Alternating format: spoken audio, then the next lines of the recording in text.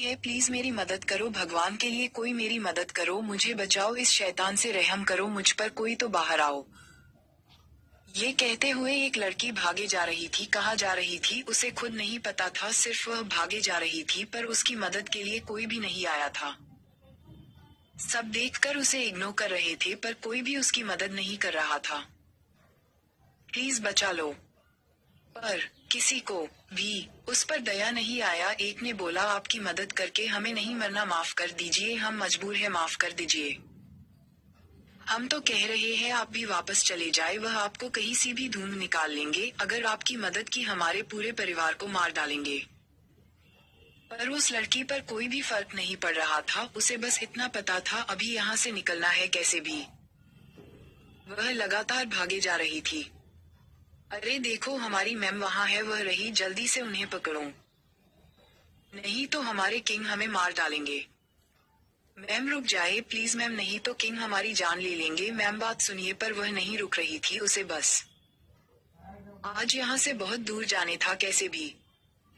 जैसे उसे लग रहा था आज नहीं भाग पाई तो कभी भी नहीं भाग पाएगी। बिना उनकी बात पर ध्यान दिए वह बस भागे रही थी। नहीं नहीं, आज नहीं रुकना, अपने मन में वह कहते हुए भागे जा रही थी, क्योंकि मैं आज रुकी तो वह मुझे कभी नहीं जाने देगा, कभी भी नहीं। मैं उसके पास नहीं रह सकती, नहीं रह सकती, मुझे यहाँ से बहुत दूर जाना है। हाँ हाँ, बहुत दूर जाना है। इतना कहते हुए वह बस भागे जा रही थी। उसे रास्ते में भी बहुत चोट लग रही थी, फिर भी वो रुकने का नाम नहीं ले रही थी। अचानक से उसका पैर पत्थर पर लगा और वह गिर पड़ी।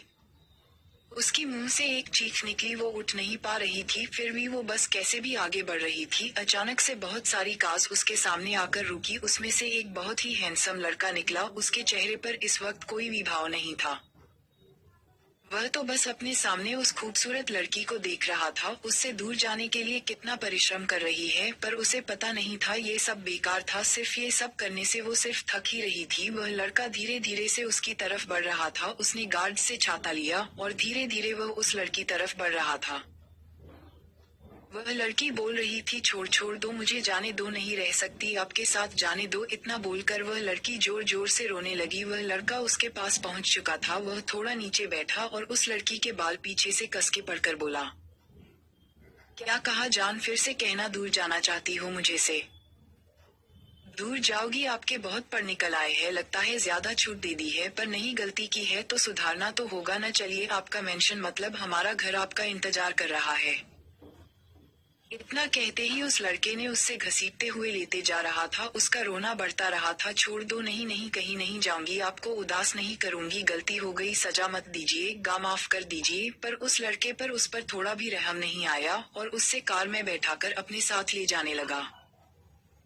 थोड़ी ही देर में वह अपने मेंशन पहुंच गए। वो उससे कार से निकालकर एक अंधेरे से रूम में ले गया और उससे जोर से धक्का दे दिया और डोर को लॉक कर वह से चला गया और जाते जाते बोलकर गया, जान थोड़ी देर बस, उसके बाद आपके पास आता हूँ, तब तक एंजॉय करिए। इस डार्क रूम में उस लड़की को ये सुनकर रोना आ गया, क्योंकि वह जानती थी शायद आगे क्या होने वाला है उसके साथ, यह इससे भी बुरा, क्योंकि उसने ये से भागकर बहुत बड़ी गलती कर दी थी। यह सोच सोच कर उसे बहुत रोना आ रहा था। वह रोते रोते कब बेहोशी में चली गई उससे पता ही नहीं चला।